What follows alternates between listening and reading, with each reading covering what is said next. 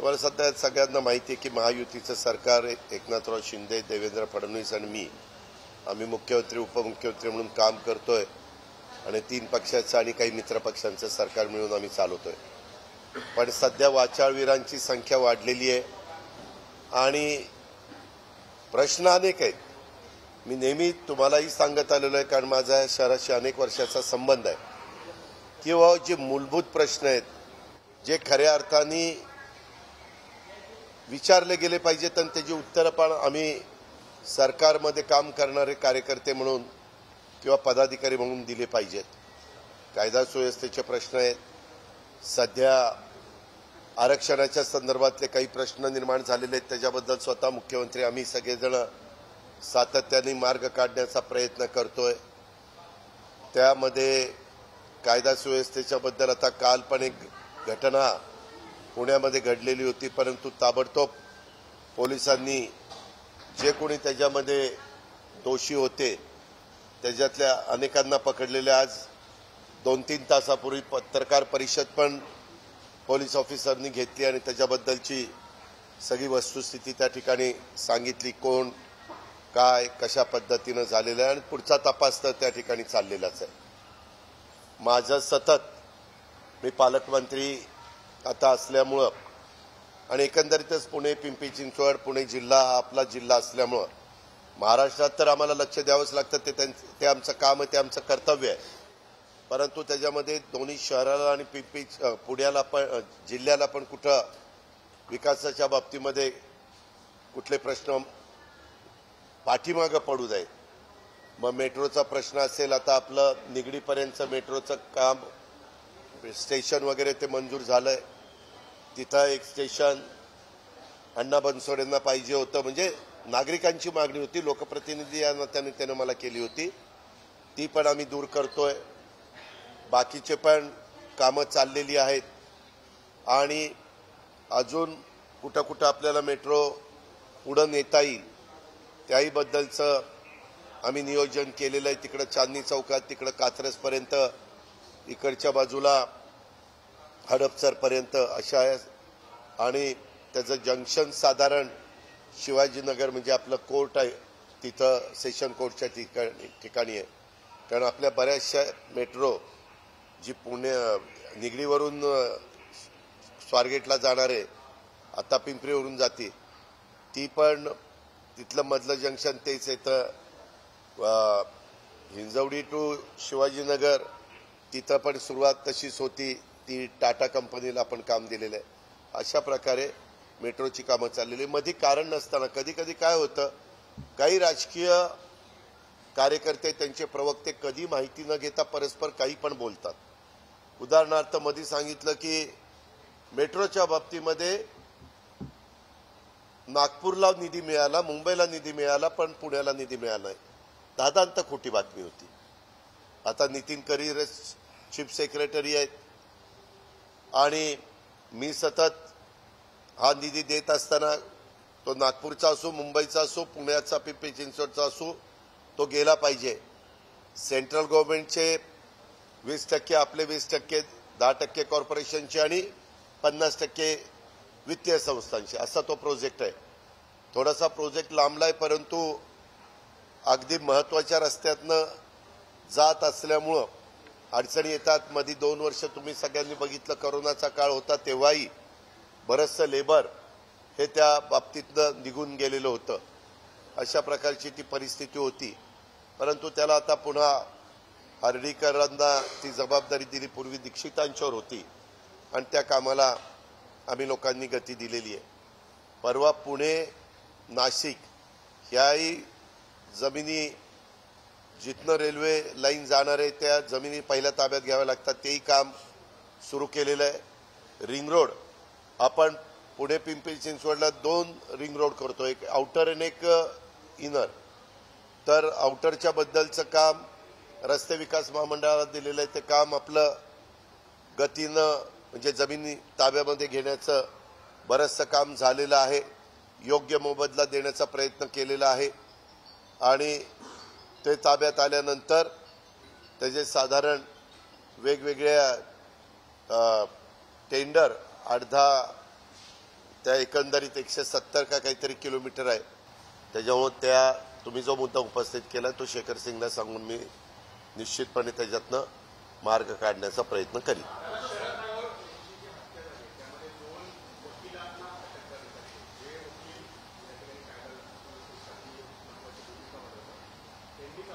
त्याबद्दल स्वतः पोलीस यंत्रणा त्यांनी 24 तासाच्या आत ती प्रेस घेऊन साधारण जवळपास त्याचं उत्तर दिलेलं आहे. तपास चालू आहे. त्याबद्दल पूर्ण तपासाच्या बद्दलचं संपूर्ण कागदपत्र पुढे आल्याशिवाय मी त्याच्याबद्दल बोलणं उचित नाही. मी एवढंच तुम्हाला जबाबदारीनं सांगतो की या संदर्भामध्ये जे काही आहे ती वस्तुस्थिती लोकांच्या समोर आणली जाईल आणि तशा पद्धतीनं FIR वगैरे जे काही दाखल करायचं ते पण केलं जाईल. दुसरीकडे मावळची जागा शिवसेनेची आहे तर एकीकडे तिकडे पार्थ पवारांना उमेदवारी द्या असे तुमच्या पक्षाचे म्हणत आहेत तर इकडे मेळावा होत आहे. आम्ही त्याबद्दल एवढंच तुम्हाला सांगतो, ज्या वेळेस भाजपचे वरिष्ठ नेते, राष्ट्रवादीचे आम्ही वरिष्ठ लोक आणि शिवसेनेचे शिंदेसाहेब वगैरे मान्यवर मुख्यमंत्री महोदय असे आम्ही एकत्र बसून त्याबद्दलचा निर्णय घेऊ.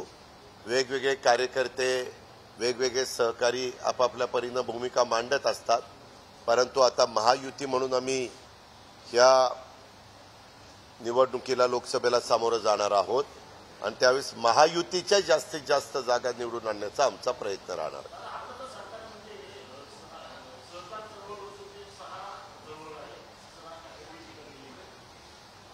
तुम्ही काय करता, एखाद्या व्यक्तीने एखादं भाषण केलं की लगेच त्याच्या संदर्भामधलं प्रश्न त्या ठिकाणी विचारता. 1 मिनिट, काय त्यांचं मत आहे. किती सहकारी संस्था त्यांनी उभ्या केलेल्या आहेत आपण सांगा ना मला. जरूर आज नाही, मी पण सुरुवातीला राजकारणात यायच्या आधी सहकारामध्ये पुन्हा आलेला एक कार्यकर्ता आहे. आपल्यालाही सगळ्यांना माहिती आहे. मी ज्या पुणे जिल्हा मध्यवर्ती सहकारी बँकेचं 32 वर्ष प्रतिनिधित्व केलं. आता मी तिथं नाहीये, पण 32 वर्ष केलं. ती आज राज्यातली अग्रगण्य बँक म्हणून ओळखली जाते आणि माझ्या विचारांनी चालणाऱ्या सहकारी संस्था बहुतेक सगळ्या चांगल्या चाललेल्या आहेत, कारण माझी भूमिकाच अतिशय कडक त्या बाबतीमध्ये असते. इव्हन आम्हाला टार्गेट करून महाराष्ट्र राज्य सहकारी बँकेच्या बद्दलचं कोण 10,000 कोण 25,000 कोटीचा भ्रष्टाचार वगैरे बोललं. आज देखील पत्रकार मित्रांनो जाऊन बघा, ती बँक 600 म्हणजे जवळपास 300 कोटीपेक्षा जास्त त्या बँकेचा नफा आहे. मला वाटतं 600 कोटीचा नफा आहे, माझं जर चुकत नसेल. पण जर बँक तुम्ही बघितलं, जर एखाद्या बँकेमध्ये जरा गडबड झाली तर ती बँक रसातळाला जाते. तुमच्या डोळ्यासमोर उदाहरण आहे सेवा विकास बँकेचं, रुपी बँकेचं, शिवाजीराव भोसले बँकेचं, सुवर्णयुग बँकेचं, काय ते अजून एक मगाशी सिटीजन असं काहीतरी नाही, एक बँकेचं मगाशी विकासनी सांगितलेलं होतं. तर अशा अनेक बँकांचं. त्याच्यामुळं जर बँक चुकीच्या पद्धतीनं चालवली तर, आणि कितीतरी जिल्हा बँका देखील महाराष्ट्रातल्या अडचणीत आहेत, तुम्हालाही माहिती आहे. असं आहे. आता राज ठाकरेंना जे वाटलं ते त्यात त्यांनी ती भूमिका मांडलेली आहे, परंतु काही जणांच्या चुका होत असतील, परंतु सगळ्यांनाच एका माळेत मोजण्याचं कारण नाही. काही संस्था जरूर चांगल्या आहेत. कुठल्या?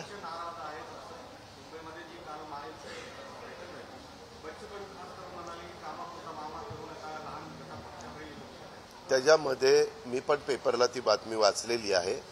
त्याच्यामध्ये आमच्यातर्फे सुनील तटकरे, भाजपतर्फे बावनकुळे साहेब, शिवसेनेतर्फे काही मान्यवर असे सगळे उपस्थित होते, मित्रपक्ष उपस्थित होते.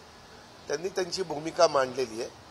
जरूर एकनाथराव शिंदेंच्या लेवलला मी, देवेंद्रजी, आम्ही सगळेजण त्याची नोंद घेऊ आणि त्या ठिकाणी त्यांचं काय मत आहे, जर त्यांची इच्छा असेल मुख्यमंत्र्यांनी त्याच्याबद्दल चर्चा करावी तर सीएम साहेब चर्चा करतील आणि त्याच्यातनं समज गैरसमज असतील तर दूर करतील.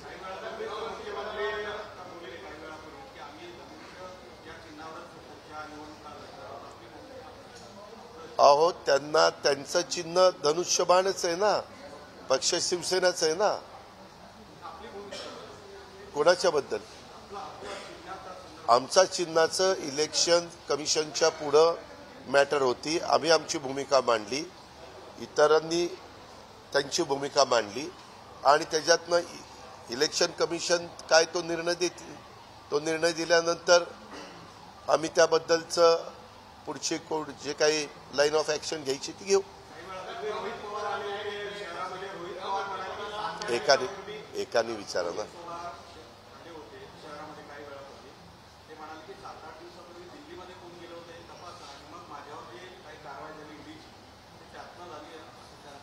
तपासा ना, तपासा. आपण पुढं ज्याला तपास येतात नाही तपासा.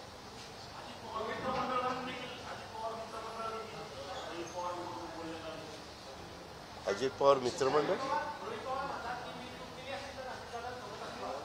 काय? बच्चा आहे, बच्च्याच्या बद्दल जास्त बोलायचं नसतं. त्याच्या प्रश्नाला मी उत्तरं द्यावी एवढा काही तो मोठा झालेला नाही. माझे कार्यकर्ते प्रवक्ते देतील उत्तर.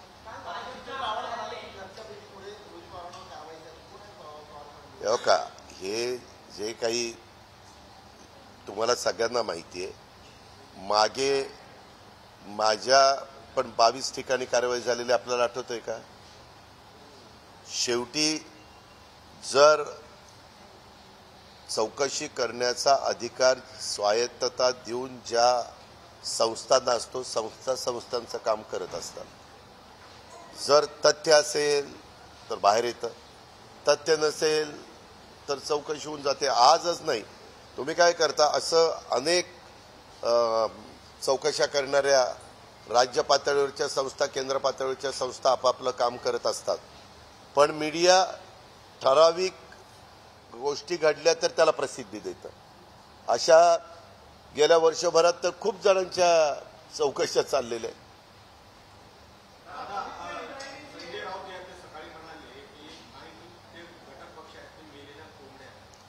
मी तुम्हाला मागे सांगितलं ना, सोम्या गोव्यांना मी उत्तर देत नाही. काय?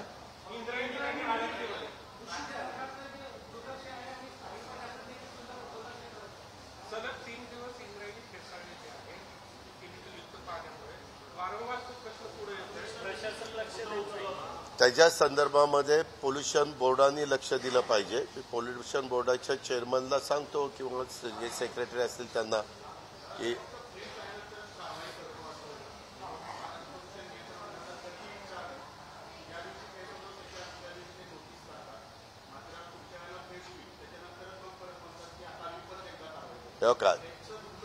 काम करणाऱ्या ज्या संस्था आहेत त्यांनी त्यांची जबाबदारी पार पाडली पाहिजे. जर ते पार पाडत नसतील तर नागरिकांना PIL पण करता येतं.